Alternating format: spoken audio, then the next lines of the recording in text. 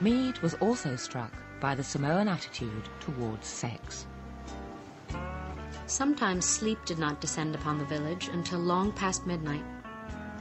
Then at last there is only the mellow thunder of the reef and the whisper of lovers as the village rests until dawn. Adolescence was not a time of stress and angst and fighting and rebelliousness, but rather a time when adolescents could experiment with intimacy, with sexuality, and Mead found this very liberating. Indeed, so different was growing up in Samoa compared to the States that Mead was moved to call Samoan adolescence a period of perfect adjustment. These things that made it hard for adolescents here weren't there. So I was able to come back and say that adolescence is not necessarily the kind of time that we've made it in Europe and America, that the kind of stress that we put on young people induces the kind of Sturm und Drang, the storm and stress that exists, but it isn't necessary. Here then was the proof that Franz Boas had been searching for, that Samoan teenagers experienced none of the growing pains that American teens did. And if Samoan teenagers didn't have stress, then that meant that stress was not innate. It must be determined by one's upbringing, not one's genes. And if that was true, then not just American adolescents, but human beings the world over must be the products not of nature, but nurture.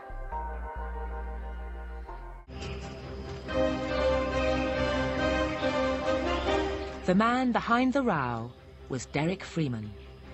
He was seen as a person that was unstable emotionally, that was given to great mood swings. Freeman was Professor of Anthropology at the Australian National University.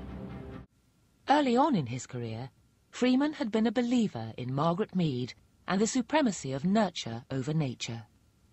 When I was a student, I worked in the seminar of Ernst Spiegelhal, and he introduced me to anthropology and to Margaret Mead's work, and in particular taught us that this book, which was then already well known, was of great anthropological significance. Many of the things that Margaret Mead had reported in coming of age in Samoa certainly did not accord with what I was witnessing. He began to see that the Samoans were not the bland, innocuous, affectless, tranquil people that Mead had seen them to be, or portrayed them to be. The Samoans were full of jealousy, hatred, aggression, possessiveness, and all the things that in fact make them human.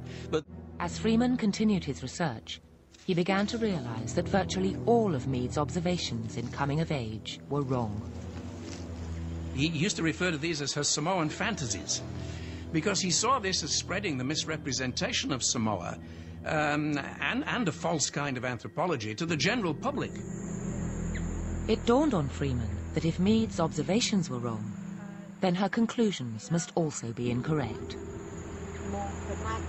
And if that was the case, then one of the most enduring arguments for the supremacy of nurture over nature was a sham. In 1983, Derek Freeman announced the publication of a book. Well, it was catastrophic. It was front-page news. It was going to sink cultural anthropology once and for all. It was devastating. Coming of age had become like a religious orthodoxy, and Derek's book hit that religious orthodoxy a bit like the Da Vinci Code has hit the Catholic Church. It came, I think, as a shock, as a bombshell.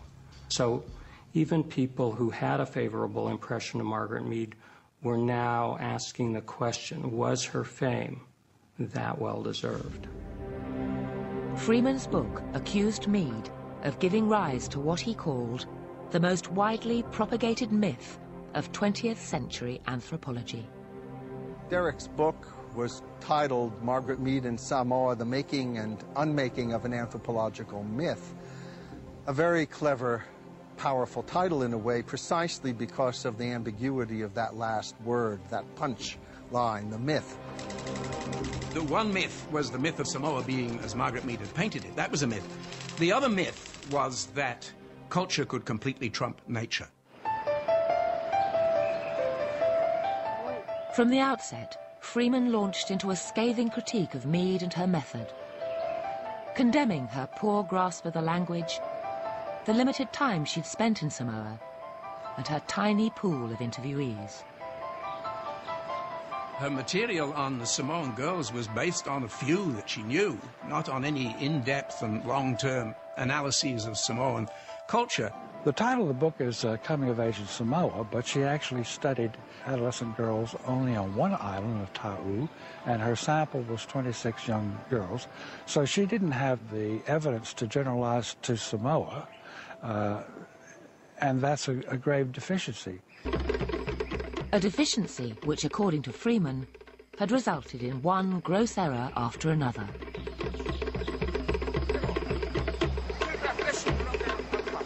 Freeman claimed that growing up in Samoa was as fraught with difficulty as anywhere else, and nothing like Mead's period of perfect adjustment.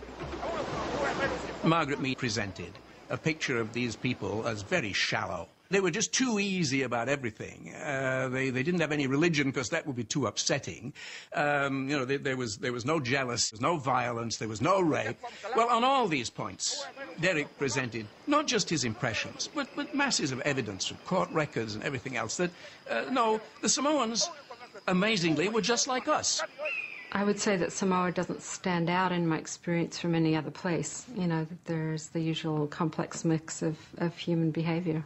And certainly I witnessed several acts of violence while I was there. I remember one of my very best friends at the time being beaten until her arm was broken by her father because she didn't obey his rules.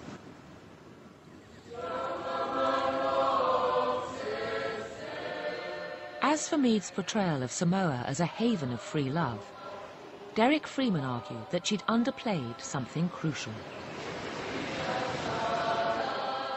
This original footage from the 1920s, about the same time Mead was in Samoa, shows a young girl being prepared for a taupo, or virgin ceremony.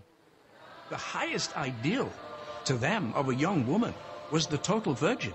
And this was absolutely central, and the fate of girls who weren't virgin, who failed on this, of the ceremonial virgins, was terrible.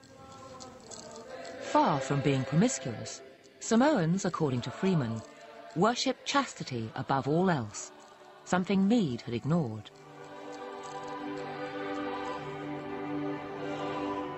Furthermore, Freeman argued that Mead had also overlooked the influence of Christianity on Samoan sexual habits. Derek saw that the Samoans were highly puritanical, very Christian, and Puritan Christian at that, something which Margaret had left out virtually completely. Anybody who's been to Samoa knows that there's a deep religious conviction. Samoans have churches everywhere. There is no Samoan who's not organized into a religious community. Even Samoans, it seemed, didn't recognize the picture Margaret Mead had painted of them. Those things she wrote down is not right. It's not right. That's why people get mad with her, because some her idea is right, but the rest of her ideas is wrong.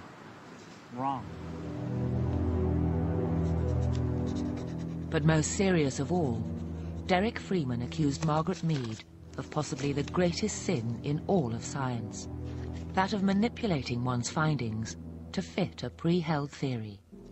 In this case, that nurture trumped nature. Derek placed great emphasis on the fact that Margaret Mead came to her fieldwork with an agenda. He felt that that distorted all her collection of evidence, determined how she collected her evidence, and how she evaluated it.